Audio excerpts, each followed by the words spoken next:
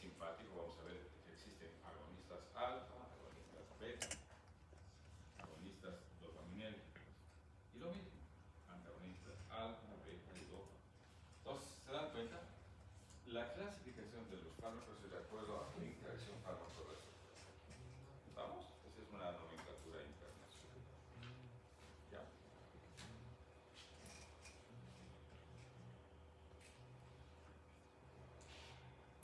Muy bien, esta es la gráfica dosis-respuesta. Hemos dicho la eficacia máxima y la potencia y cómo se puede revertir esto si es competitivo con un incremento de la concentración del fármaco. También aquí está la gráfica qué es potencia y qué es eficacia máxima y la comparación, digamos, que se hace en una curva de un agonista parcial versus agonistas complejos, agonistas totales y fármacos con diferentes potencias, ¿no? Ya, para entender la diferenciación entre conceptos. Ya, esta es una curva dosis-respuesta gradual que se hace en individuos, donde les digo, hay dos conceptos importantes: efecto máximo, la pendiente y la potencia farmacológica. Y aquí está un punto intermedio que es la variabilidad biológica. Esto se hace para entender un poco cómo en individuos la respuesta puede ser variable. Hay que individualizar siempre la farmacoterapia. Cada uno tiene condiciones a veces no estándares en los que no responde de la misma manera a el tratamiento farmacológico. Ahí está, ¿no? Efecto máximo, pendiente, potencia, etc. Y aquí dice, ¿no? La potencia es la capacidad de combinarse con receptores, la pendiente es la forma de la curva que refleja la seguridad o no de un fármaco. Hemos dicho, si es más horizontal, es más segura la dosificación, más difícil pero más segura, ¿ya? Si es más vertical, ojo con los cambios de dosificación, ¿ya? Y finalmente el efecto máximo, que es el efecto terapéutico que buscamos, ¿ya?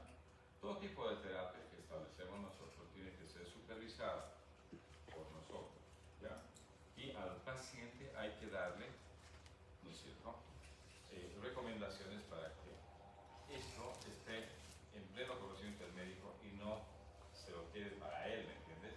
Hay pacientes que están con efectos adversos, sabor metálico, náuseas, vómitos, y a veces dicen, será normal o a mí no me está haciendo bien este fármaco, ¿no? Y lo dejan. Les digo, hay que siempre contrapesar esto. Hay posibilidades de tener efecto adverso, pero este efecto adverso puede ser manejable, ¿ya? En la medida que nosotros conocemos la existencia y podemos dar recomendaciones para que este efecto adverso no haga abandonar una terapéutica, no sea causa o motivo de abandono, ¿ya? O sea, abandonar esto es complicado. Muy bien, hemos dicho, en las curvas poblacionales hay estos tres parámetros, ¿listo? Dosis eficaz media, dosis tóxica media, dosis letal 50, y hemos visto que esto sirve para sacar la ecuación de índice terapéutico. Seguimos, ¿no es cierto? Ya. Miren, a veces hay una variación en la sensibilidad de los fármacos, ¿ya? ¿De qué depende esto? Uno, de la farmacocinética. Primero, ¿no? La velocidad de absorción, distribución, biotransformación y expresión. Ustedes saben, si apuntamos con el capítulo siguiente, la farmacodinámica, vamos a ver de que en algún momento estos dos procesos son complementarios, ¿no? Porque para tener efecto farmacológico, el fármaco tiene que estar presente en el sitio de acción, ¿no ven? Y para llegar al sitio de acción, el fármaco ha tenido que administrarse por una vía, ha tenido que absorberse en un sitio, ha tenido que distribuirse cuando pasó el torrente sanguíneo, y a través del torrente sanguíneo ha llegado al sitio de acción, ¿no ven? Difundiendo inclusive a través del compartimiento extracelular y intracelular. Luego ha empezado a metabolizarse y ha empezado a excretarse, ¿listo?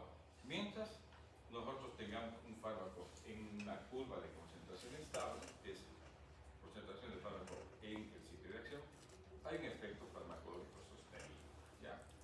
Pero a veces, como te digo, los resultados no son pues inmediatos, porque este fármaco para llegar al sitio tiene que absorberse, distribuirse y a veces llegar en concentraciones adecuadas al sitio de acción, ¿ya? esto puede variar en algunos fármacos. Los compuestos liposolubles, que se absorben más fácilmente, llegan antes, obviamente, al sitio direccional. Ahora, una situación es que hay también variación en la concentración de receptores o en la oferta de receptores. Y esto depende de estados fisiológicos o estados patológicos que a veces alteran esta oferta. La alteración del número y función de receptores, lo que hemos dicho. Y también, ¿qué hay más allá de la interacción fármaco-receptor? Hay movimiento de moléculas dentro de la célula, ¿no es cierto? Eso se llama, más allá del proceso de transducción, que se llama acoplamiento, hay un cambio en la respuesta, especialmente cuando hay agonistas de por medio, ¿no? Entonces, a veces, dentro de la célula no existe la capacidad de responder en todos nosotros con la misma intensidad para producir un cambio en el comportamiento de un tejido o el movimiento de un tejido o función de un tejido.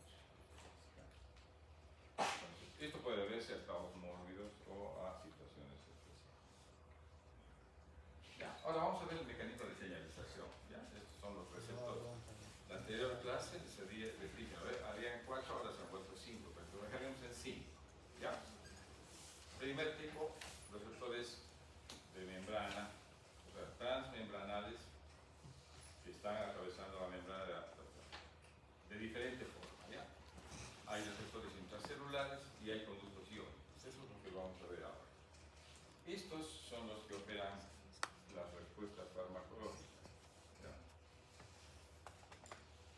O sea, ¿cómo se producen los mecanismos de señalización transmembrana? A través de receptores. ¿Ya? Estos se encargan de generar, amplificar y producir la respuesta cuando son activados. ¿No? Ahí están los 5 tipos de receptores. ¿No? El primer tipo que vamos a ver ahora es el receptor intracelular. ¿Ya? Es una enzima reguladora, pero que está dentro de la célula. ¿Ya? Es el único receptor, este es el primero. ¿Ya? Este es un receptor que tiene unas características que las vamos a definir enseguida. El segundo tipo de receptores son de superficie, una llamada enzima transmembrana unida a una proteína que se llama tirosina sinasa, es el segundo tipo. El tercer tipo son receptores también de superficie, que están ligados a citosina. ¿Ya? El cuarto tipo de receptor es un conducto iónico o un canal iónico controlado por un ligando.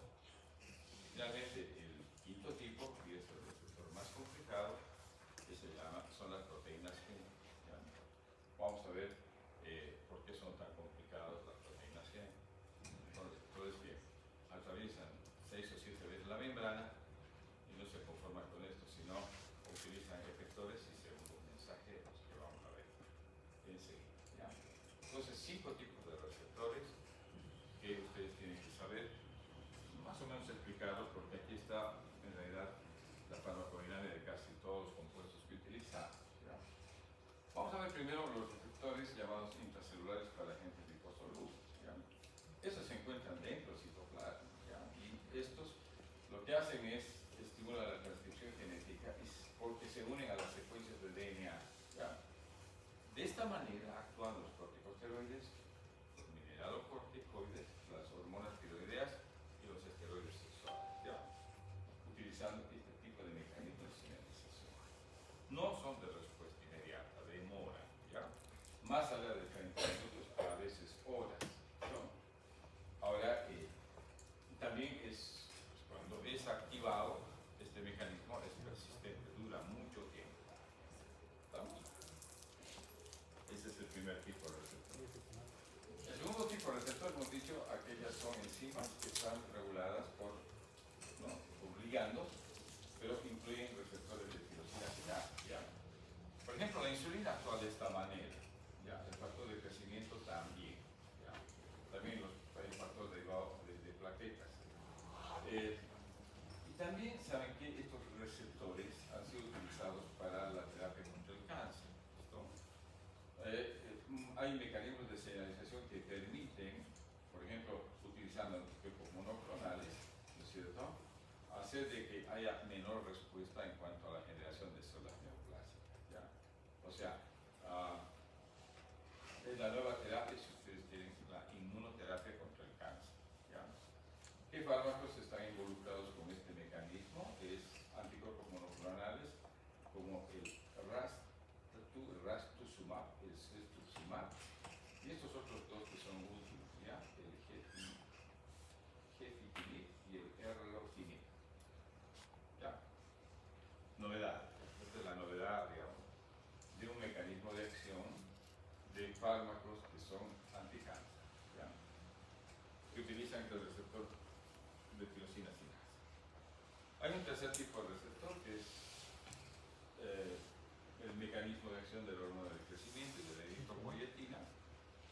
¿Ya? Estos están vinculados a una porción intracelular, ¿ya? Tienen un mecanismo de dimerización y también regulan la transcripción genética. ¿Ya? Estos son compuestos, son unidades funcionales. En cambio, el de tirosina sinasa son receptores a veces que tienen dos partes, digamos, ¿no? Una parte transmembranaria y otra parte intracelular. Estos son una sola estructura y a través de la dimerización pueden producir la regulación genética, ¿ya? La transcripción genética.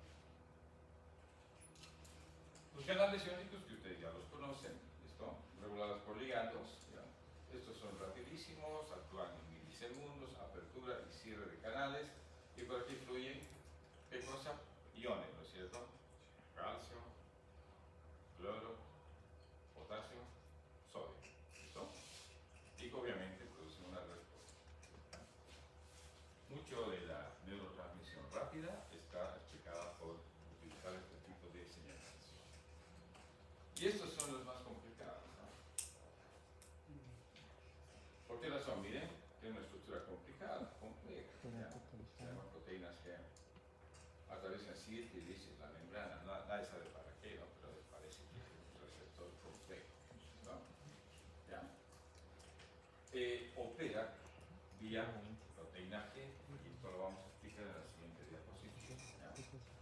Dice, hay proteínas que son GS, estimulantes, GQ, y hay, o sea, este receptor tiene la particularidad de que está presente en varios tejidos y tiene un comportamiento a veces distinto en cuanto a respuesta en tejidos diferentes, ¿ya? En algunos tejidos, por ejemplo, las GS están, es un receptor para aminas, y estas aumentan la biciclasa. La biciclasa es un efector.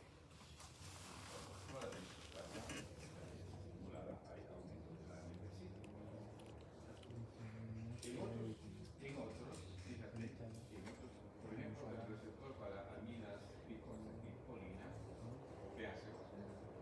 Aquí el receptor de la proteína disminuye. No, aquí no disminuye a la disminución de la antidepresiva.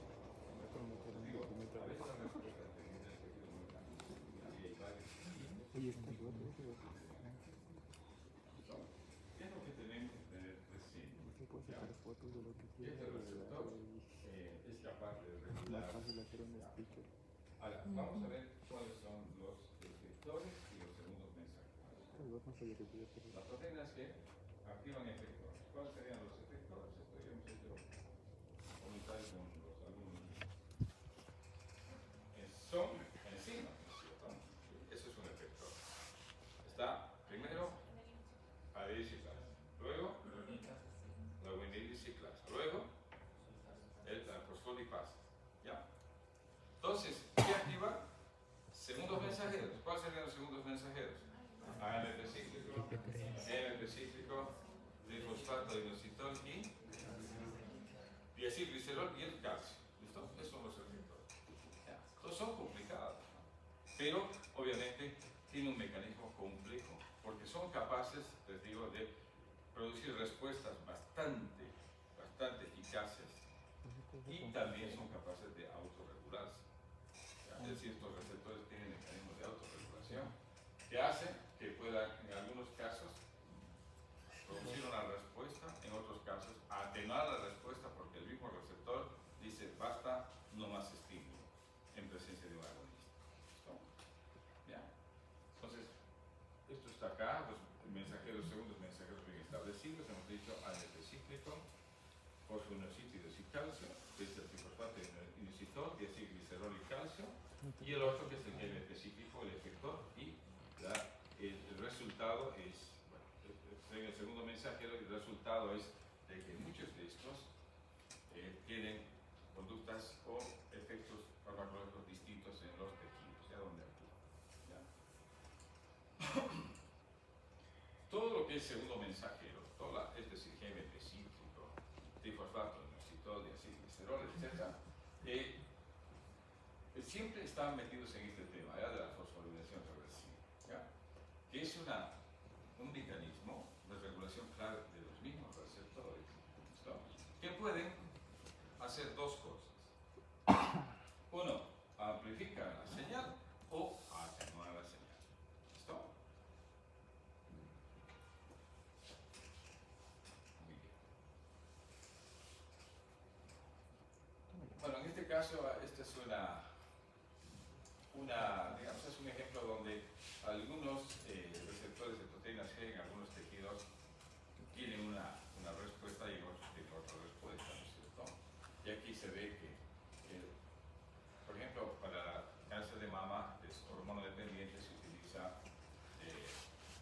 hormono dependiente, entonces hay que atenuar la respuesta hormonal, ¿no es cierto? Entonces se da un fármaco que se une más selectivamente al tejido mamario. El objetivo es este, ¿no? Que no responde el tejido mamario al estímulo estrogénico, porque si no habría riesgo de recidiva del cáncer, ¿ya? Entonces, el bloquear esto es un objetivo terapéutico. Pero a su vez, este receptor de estrógenos también está en el hueso. Por lo tanto, a veces en el hueso hay tendencia a la osteoporosis, etcétera, etcétera, ¿no? Porque no hay estrógenos que puedan proteger el hueso, ¿entienden? Entonces, un mecanismo que hay que entenderlo desde ese punto de vista. Puede, en algunos casos, en algunos tejidos, ser beneficioso un fármaco que actúe ahí, pero hay que considerar siempre la posibilidad de que en otro tejido no tenga el mismo efecto protector, ¿ya? Sino pueda acelerar una osteoporosis. ¿Okay? Entonces, muy bien, estos son los segundos mensajeros y, bueno, efectores y segundos mensajeros. Muy bien, esto lo hemos aplicado ya, regulación flexible. Ya. Modulación alostérica, ¿ya? Esto había quedado pendiente, hemos dicho, ¿no? A fármacos que se unen a un sitio diferente del receptor y pueden ser útiles clínicamente, ¿ya? Muchos de estos compuestos se utilizan con diferentes objetivos terapéuticos. Esto lo vamos a entender mejor en clínica, ¿listo? ¿Ya? Y, obviamente, hay moduladores alostéricos positivos y negativos, hemos dicho, ¿no? Los que mejoran la sensibilidad y los que disminuyen la sensibilidad del receptor. Y esto, ¿a qué llamamos receptores huérfanos? Esto van a encontrar ustedes en el libro de Carson, en el Goodman, ¿no? ¿Qué es un receptor huérfano? Es un receptor al que no se le ha encontrado todavía ligando, ¿ya? O sea, hay receptores que tienen la estructura, pero no se sabe a qué ligando responden. ¿Estamos? Y esto es un objetivo de investigación para generar nuevos fármacos. ¿Ya? ¿Estamos? O sea, futuros medicamentos pueden ser desarrollados en la medida que estudiemos mejor la estructura de estos llamados receptores huérfanos. ¿Ya? Ahora, el significado de este concepto del receptor de reserva es un receptor libre que no se ha unido al agonista, pero que todavía está disponible para unirse ya sea a más agonista o a otro antagonista. ¿Listo? No sé qué chulo se ha caído, ¿no? ¿Ya?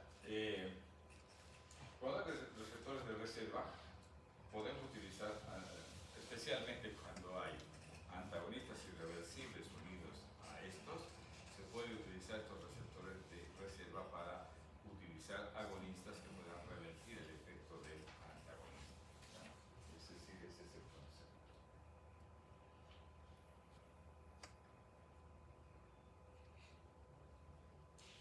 Te dice, no hay un ejemplo. Hay una respuesta inotrópica máxima del músculo cardíaco a las catecolaminas, ¿ya? Especialmente vía receptores beta. pero se podría utilizar estos receptores beta de reserva para utilizar un antagonista y atenuar la respuesta del agonista. ¿Listo? Viceversa. Vamos. A veces, fíjense, la respuesta, digamos, de una terapia antihipertensiva varía mucho de acuerdo a la condición en la que está el sujeto. ¿Ya? Cuando los sujetos tienen una vida reposada, tranquila, y hacen dieta y no comen mucha sal, la respuesta a los antihipertensivos es, digamos, estándar, bien. O sea, el fármaco antihipertensivo puede ser un inhibidor de la enzima convertidora o puede ser un antagonista del receptor de angiotensina. Produce un efecto farmacológico esperado, en el tiempo esperado, a la dosis indicada. ¿Ya? Pero cuando hay sujetos que están excesivamente nerviosos, tensos y atravesando por situaciones muy difíciles, esa respuesta no es tan. Hay más dificultad en la requieren aumentar las dosis hasta lograr el efecto buscado. Luego podemos dosificar para en una dosis estándar lograr el mismo efecto terapéutico. ¿Ya? ¿A qué se debería esto? A que el exceso de catecolaminas, ¿cierto?, hacen de que, aún en presencia de fármaco, la respuesta no sea la esperada. A veces las catecolaminas en exceso son nomás responsables de un abuso de la presión arterial. Y aunque le des un fármaco, compensadores endógenos que hacen que la respuesta varíe, ¿no?, a la terapéutica farmacológica. Curva concentración-efecto, ¿ya? Van a ver de que el comportamiento no siempre es estándar en todos los pacientes, ¿no? Hay diferentes respuestas llamadas individuales, ¿ya? Entonces, el médico antes de prescribir tiene que ver, primero, eficacia, seguridad, ¿ya? Estos son conceptos que han visto ustedes en la farmacoterapia. Y eficacia es la capacidad de modificar una conducta o un comportamiento o un estado patológico. Y la seguridad es la posibilidad de tener menos efectos adversos, ¿no? Ese es el objetivo. Entonces, hay que ver esto. Ahora, esto se logra con dosis a veces ya establecidas, llamadas estándar, o dosis a veces un poquito mayores para cuando hay no la respuesta esperada, es decir, cuando hay todavía, digamos, un remanente de condición que debemos modificar, ¿ya? Entonces hay que pensar en que el medicamento tiene que ser beneficioso, no tiene que ser tóxico y obviamente si tiene menor costo, mejor. Y si es conveniente, cuando se adecua mejor a las necesidades del sujeto para que no abandone la terapéutica, mejor, ¿cierto? Tiene que ver con esto, ¿ya? Vamos a ver que hay variaciones y vamos a ver algunas de ellas, ¿ya? La idiosincrasia es una de ellas, ¿ya? Uno, es una respuesta normal que aparece a dosis usuales, ¿ya? Idiosincrasia. A veces hay hipotensiones bruscas con el uso de antagonistas cálcicos. ¿Ya? Un antagonista cálcico es la dihidropyridina, del grupo de las dihidropyridinas es la amlodipina, ¿ya? A veces cuando usas en emergencia, el paciente se hipotensa bruscamente, paciente con hipertensión, ¿ya? Esta hipotensión brusca es una respuesta a veces idiosincrática. No sabes por qué, pero se hipotensa tan severamente. En algunos se normaliza la presión y se queda ahí, pero en algunos otros hay una hipotensión severa. ¿Vale? Entonces, mejor administrar en presencia del médico y mejor si es en un ambiente hospitalario. ¿Estamos? Idiosincrasia, respuesta anormal a dosis usuales, ¿ya? Acá llamamos hiperreactivo, es una respuesta de menor intensidad en comparación al efecto buscado, digamos. Cuando le das la amlodipina al mismo paciente o a otro paciente, y la presión baja un poquito, pero sigue alta. Entonces tú dices, bueno, ¿qué ha pasado? ¿No es cierto? A veces te da ganas de duplicar la dosis, ¿no? Hay que hacerlo con mucho criterio. A veces es mejor utilizar otro fármaco, ¿ya? Que sea más efectivo. Pero hay esta hiporreactividad que se observa también desde el punto de vista clínico, ¿ya? El hiperreactivo es el otro extremo, ¿no es cierto? Es el que hay en él se produce una respuesta de mayor intensidad a dosis estándar. O sea, no esperas, pero ha respondido de manera exacerbada o exagerada. ¿Ya? La hipersensibilidad es un estado alérgico, esto tiene que ver por condición genética y obviamente en pacientes donde han atravesado un periodo de sensibilización, ¿verdad? Yo he estado internado en el seguro hace un mes atrás porque he tomado un fármaco que se llama levofloxacin. Estaba con una infección en la garganta, pensaron que era, ¿no?, que era la influenza, pero me hice un hemograma y estaba con 20.000 leucocitos, ¿sí? O sea, 20.000 leucos, o sea, leucocitos igual a 20.000. Dijeron, no, es una infección bacteriana, ¿no? Tómese la levo, ¿no? Un colega neumólogo me recomendó. Tomé la levofloxacina, a los 15 minutos empecé a tener escozor acá en la parte del ángulo de la mandíbula. Dije, qué raro, ¿no? Y me empezaron a zumbar los oídos. Me fui a ver al espejo, ya estaba lleno de ronchas, acá, acá, acá, volando al hospital, en el seguro. Llegué al seguro y ya estaba con ronchas en todo el cuerpo. No tenía dificultad respiratoria, pero sí estaba con una urticaria severa. Llegué al seguro y empecé yo a indicar, a ver, interno, sí, vamos, ¿no?, moviéndose primero, la adrenalina. Adrenalina es la antagonista natural de la histamina. Hay que utilizar adrenalina, como dicen, también corticoides, tensión rápida, la hidrocortisona, y vamos poniéndonos, ¿no?, en campaña para canalizar una vía, traigan el oxigenoterapia. O sea, yo como paciente y médico dando instrucciones, ¿no? Y eso es lo peor, lo peor. El peor paciente es el médico. El médico que quiere hacer de médico y paciente, ¿no? Entonces pues dije, mejor cierro el pico y haré, ¿no?, supervisaré con la mirada que hacen. Y hicieron lo que obviamente habría que hacer, ¿no? Intervención, oxígeno, vía, adrenalina y hidrocortisona, y esperar y monitoreo permanente, ¿no? Y me he quedado 4 días, ¿no? 4 días. Todavía, aún con la medicación, no bajaba el problema. O sea, se estabilizó, empezó a atenuarse, ya no tenía tanta sintomatología, pero todavía había ronchas por todos lados, ¿no? Y obviamente ya introdujeron después un antihistamínico de primera generación, que es el malato de clorfeniramina, que también tiene su efecto, ¿no? Y con eso empezó ya a estabilizarse. Y obviamente, les digo, eso es hipersensibilidad. Respuesta inusual que genéticamente está condicionada, pero en algún momento yo me he tenido sensibilizado. Y es, en algún momento, hace años, yo tomé levofloxacin. Y ahí ya me sensibilicé. Ante una nueva exposición, obviamente he hecho una reacción alérgica, a veces anormal y tremenda, ¿no? Tolerancia, ¿a qué llamamos tolerancia? Es una resistencia anormal a dosis usuales. ¿Ya? Esto se ve en algunos casos, pero puede tener un fondo genético o no, pero a veces el paciente no responde a la terapia. ¿Ya? Los antiarrítmicos muchas veces no dan el resultado esperado, ¿no? Pero en algunos otros pacientes sí hay respuesta, en otros difícilmente. ¿Ya? Hay una pseudotolerancia que cuando especialmente no está, o sea, la vía de administración está equivocada o los procesos de absorción no están funcionando, ¿no?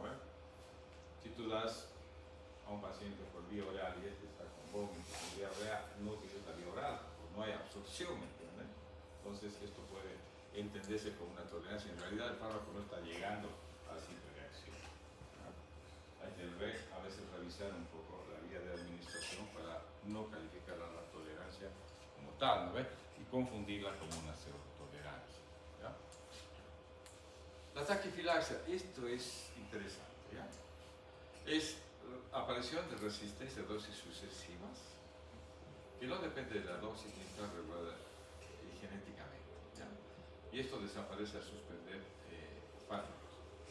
Por ejemplo, las pacientes que duermen con pastillas, así le llaman comúnmente, es utilizar inductores del sueño los compuestos Z están acá, sopriclona, esopiclona, solpidem y saleplon, son 3, ¿ya? Que son benzodiazepínicos modificados, pero son más que todo inductores del sueño, no son tanto sedantes, ¿ya? Y la gente se acostumbra, ¿no? O sea, a un principio 0,5 miligramos de alprazolam es suficiente, o de saleplon, por ejemplo, es suficiente como para que duerma, ¿ya?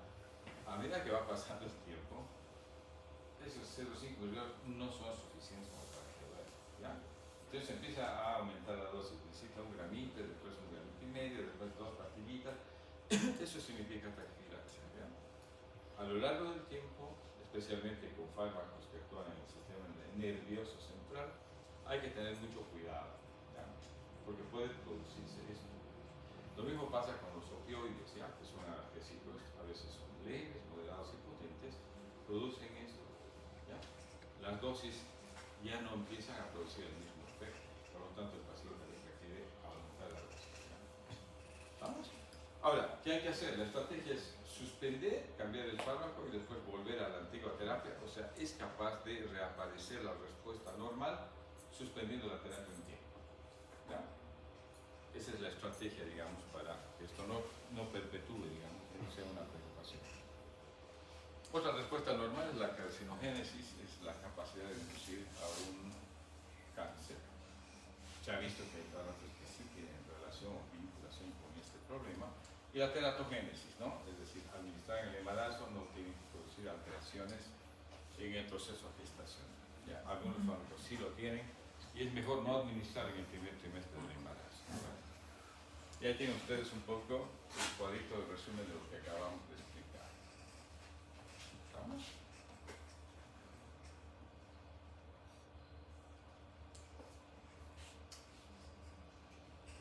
Ya. Entonces, el objetivo de una terapia es producir un efecto benéfico con un fármaco seguro que sea fácilmente, digamos, que sea no de tratamiento muy largo, sino de conveniente para el paciente, porque para que cumpla la terapéutica y que no tenga elevado costo, ¿no es cierto? ¿Cómo medimos nosotros esto? A través de parámetros primarios de seguridad y eficacia, ¿no? Son los principales. El costo y la conveniencia pueden ser secundarios, son secundarios, pero principalmente esto. ¿Y cómo es? Como nosotros vamos por una terapia segura, es decir, siempre el médico trata de transitar por una vía segura cuando hace terapéutica farmacológica, ¿no? Es conociendo bien la farmacodinámica, ¿ya? El mecanismo de acción, el efecto farmacológico y el uso potencial clínico que tiene un fármaco. Por ahí andamos bien. ¿Dónde encontramos todo esto de novedades? Uno, en la medicina basada en evidencia. Siempre bien seco esto. Las terapéuticas que hacemos todos son basados en la investigación. No hay nada que hagamos al azar, ni por imitación, ni por casualidad, ni por creencia. Lo hacemos con evidencia. ¿Estamos? Esa es la vía más segura. ¿Por qué? Les digo porque hay estudios que avalan esto que se llama terapéutica farmacológica segura y eficaz, ¿no? Y con eso habremos terminado. ¿Alguna pregunta? Esto lo voy a poner en la plataforma hoy mismo, ¿listo?